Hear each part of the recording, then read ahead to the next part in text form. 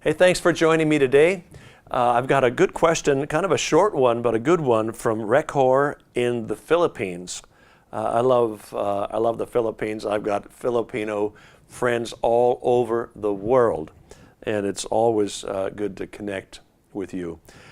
He asks, what is the difference between praise and worship? And what are some biblical proof? What is the biblical proof of their differences? I'll try to answer your question the best way I can.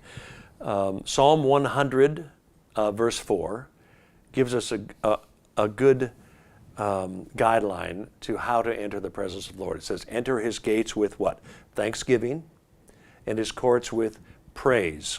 When you talk about praise and worship, I think praise deals a lot with who God is, thanking him for what he's done, declaring his greatness to the nations, to your congregation. This is more praise-oriented material.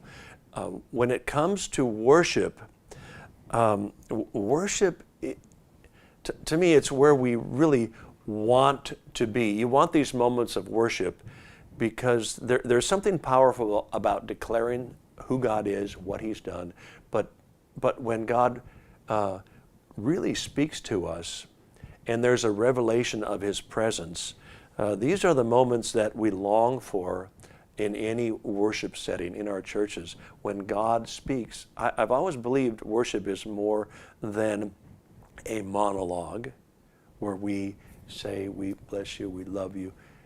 If we'll give God a moment and give God some room, he wants to speak to us too. And these are the moments that I think in worship where lives are really, really changed. And this should be our goal. I want to read a little passage, part of a passage from Isaiah 6. In Isaiah 6, it says, in the year that King Uzziah died, I saw the Lord sitting on a throne, high and lifted up. Now we're talking about worship here, and this is a good picture of worship. And the train of his robe filled the temple. Above it stood seraphim. Each one had 6 wings. With 2 he covered his face. With 2 he covered his feet. With 2 he flew. And one cried to another and said, Holy, holy, holy is the Lord of hosts. The whole earth is full of his glory. And the posts of the door were shaken by the voice of him who cried out, and the house was filled with smoke. So I said, woe is me, for I am undone. Now think about this in a worship setting. This is how worship changes lives. Because he had this moment where he saw the Lord high and lifted up, he said, woe is me, I'm undone. I am a man of unclean lips, and I dwell in the midst of a people of unclean lips. For my eyes have seen the King, the Lord of hosts.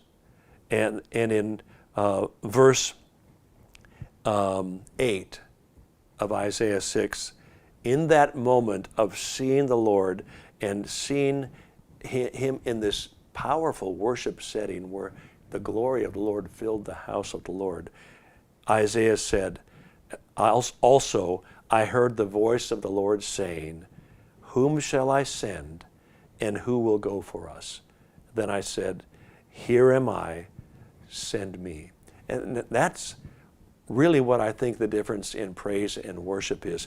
Praise, like I said, it's declaring who God is, thanking him for what he's done, declaring his works to the nations. And yet when we get to that moment of worship, the less we do, the better it is. That's when we want to hear from God. That's when we see the Lord high and lifted up in his glory filling the temple. And in those moments, if we'll give God room and give him time, that's when he will cleanse us. That's when he will send us. Who am I? Who am I? Here am I. Send me. Who will go for us? God asks. And the answer is, here am I, send me. So the worship time really can be a real consecrating time, a real sending time as well. So I'm sure there are people that have better takes on this, but as a worship leader, that's kind of the way I look at it. Again, use Psalm 100, verse 4 as a guideline. Enter his gates with thanksgiving, his courts with praise. Declare who he is, declare what he's done, thank him for all this. But the goal is to get to a place where we see the Lord high and lifted up, his glory filling the temple. He speaks to us, and we respond, say, here am I, send me. So that's my goal. I'd love to see that happen at every one of my events, a time where the glory of the Lord fills the house, and he speaks to each one of us and sends us out to change the world. Thanks so much for your question.